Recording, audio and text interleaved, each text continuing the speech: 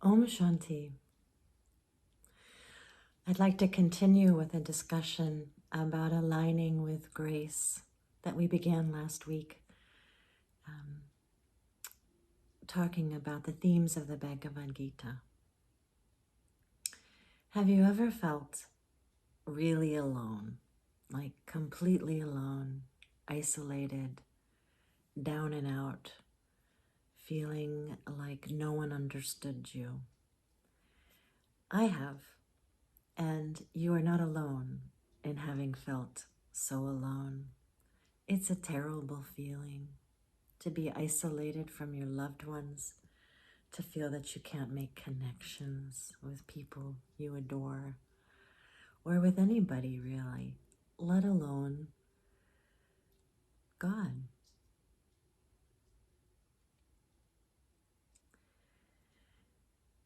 If you're attending to this talk, if you're here, if you listened to last week's talk, then you have a desire to connect with something outside of yourself, or maybe inside yourself.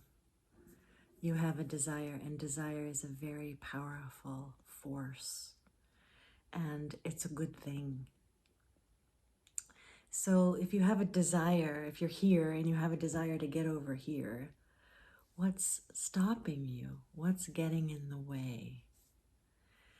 In yoga, we have clearing practices, we have stabilizing practices, and we have amplifying practices as a way to deal with the messiness of life. And I suggest that if you're having trouble connecting with Source or with the Divine One or with your own wholeness, that it's a matter of clearing out what's standing in the way. There are obstacles. Lifestyle decisions are the easiest obstacles to correct. And I don't want to spend much time with them because we all know about them. So, but briefly, we know that having a plant-based diet leads to more clarity and more vividness in our life, more sense of energy and being alive. We have energy to do something with. Also, eliminating any toxins from your system that you're voluntarily taking in. And the third one is wholesome company. It's important to keep wholesome company, and this can be a real problem for us because we may have beloveds we've known for decades, and our habits together are to party or to celebrate when we're together, and then we end up occluding our clarity with the act of partying, right? So wholesome company is really helpful, and it's also really helpful to keep company with people who have similar desires, who also want to connect with Source, who also want to listen to celestial guidance, right? And we call this a sangha. In fact, this virtual connection that you and I are having is a sangha of a sort, a virtual sangha. I recommend that whenever possible, you identify a physical sangha in which you feel really good, with people who are vibrating at the same rates you're vibrating at. So seek others with similar desires, because your powers will multiply in the company of like-minded people. It doesn't take much to tweak us to have a sustained conversation with the invisible world. It doesn't take that much. It's not that big of a deal, really, though when we feel isolated, it feels like it's everything, and it feels like it's life or death. But honestly, you can make little tweaks to your lifestyle and your yogic practices to encourage an ongoing, sustained conversation. If you have read the Yoga Sutras, you know that there are 5 obstacles to freedom or to awakening, and they're called kleshas. Klesha is a Sanskrit word that means defilement of the mind. So these are things we can work with, right? If the kleshas are of the mind, we can work with them. The first one is ignorance. The second one is excessive egoism. The third one is excessive attachments or desires. The fourth one is excessive aversions. And the last one is fear. And often that points to fear of death, which is kind of a baseline fear for all of us. These are all natural. These kleshas, everybody experiences. You're not alone. And today I want to talk about the first klesha, ignorance, which in Sanskrit is called avidya. And the root of that word is vid, V-I-D, which means to see. Think about video, right? Our word video also means knowledge. To see is to have knowledge. And so if ignorance is an obstacle, what are we ignorant of? And as we spoke about last week in the Bhagavad Gita, we are ignorant about the reality of this life.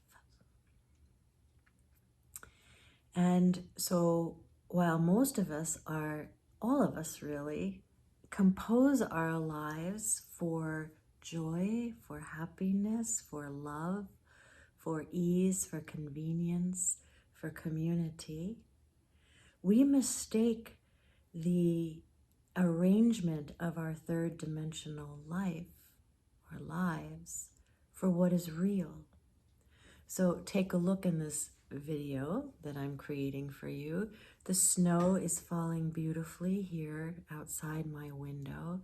The tulips sit so quietly and patiently in their jar. I live in a house that's very comfortable for me.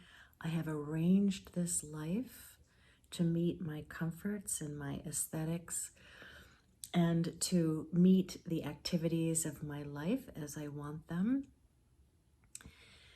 I do not mistake it for anything that is permanent. Everything is like a stage set. All of us are wearing masks. All of us are rehearsing some script. All of us are fighting to project something, to be the actor that we want to be, to play the part that we want to be. And when we are involved like this, we forget about who we really are. We forget that there is a world beyond what we can see with our eyes, what we can taste with our tongue, smell with the nose, hear with our ears, touch with our fingers. Right? There is something else. That something else is a magical, invisible world made visible through our desire to connect with it. In the Yoga Sutras and in Hindu literature in general, there is a distinction between this third dimensional world of name and form and the source of it all, the wholeness, the one, whom the Sufis call the master gardener, right? God itself. And if we look beyond the 5 senses, and if we sense, if we put out our senses into the world, if we desire to have this communication, it will come. It will happen. So this desire to communicate and to seek guidance from the celestial world is 75, 80, 90% of the antidote to aloneness. And I would distinguish aloneness from loneliness, right? Loneliness, let's call it. So a feeling of isolation. So we find ourselves in this situation on this earthly plane where everyone seems to be investing in things that are gonna die. This being known as Judy McLean, her body will grow old and fail. If she's lucky, it will age. Her energy body will go away. Her mental body mostly will also go away. And her emotional life will disappear as well. What will be left? The soul. If I can connect with my soul now and move toward a life where my soul is behind everything that I do, guiding me, I will have lived a good life. That's my belief system.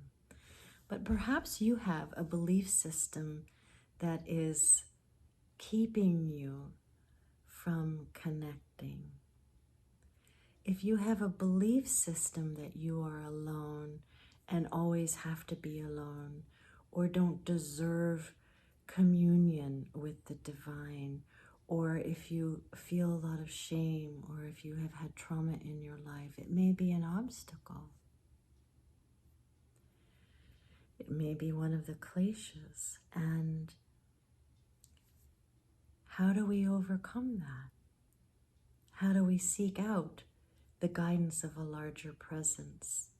How do we remove the obstacle of a belief system that's not functioning for us any longer?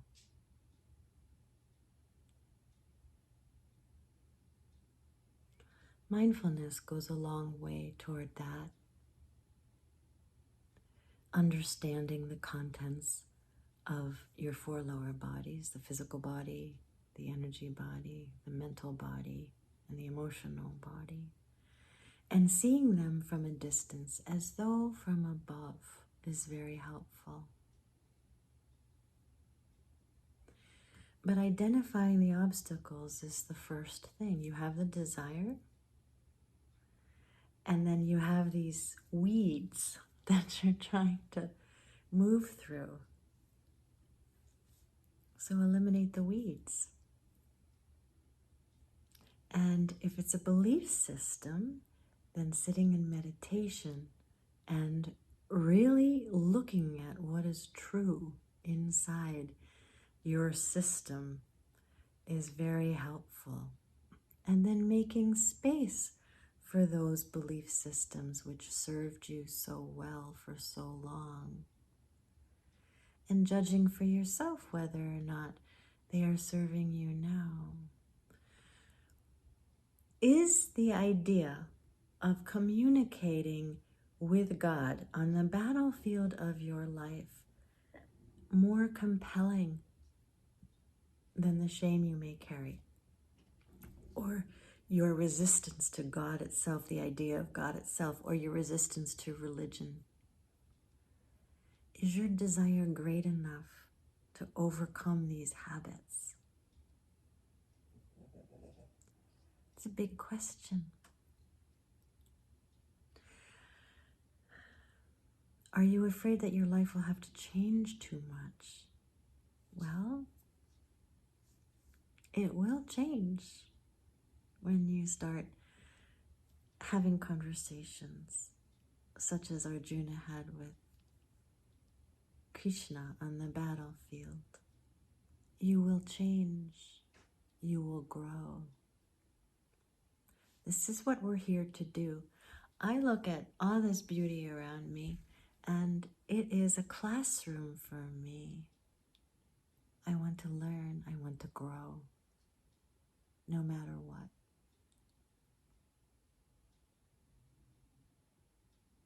It's also a laboratory, and I make mistakes.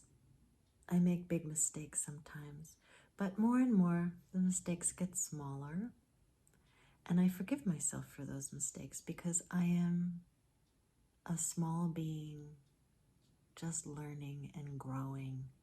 And the only way to learn and grow is to make mistakes.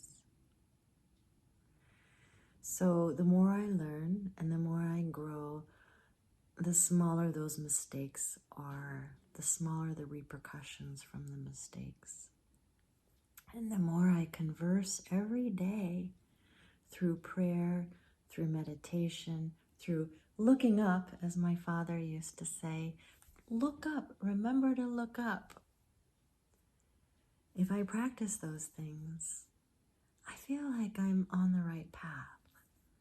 And I do find guidance from above, from out there, from the celestial beings all around me, the magic of the invisible world, the world beyond the five senses.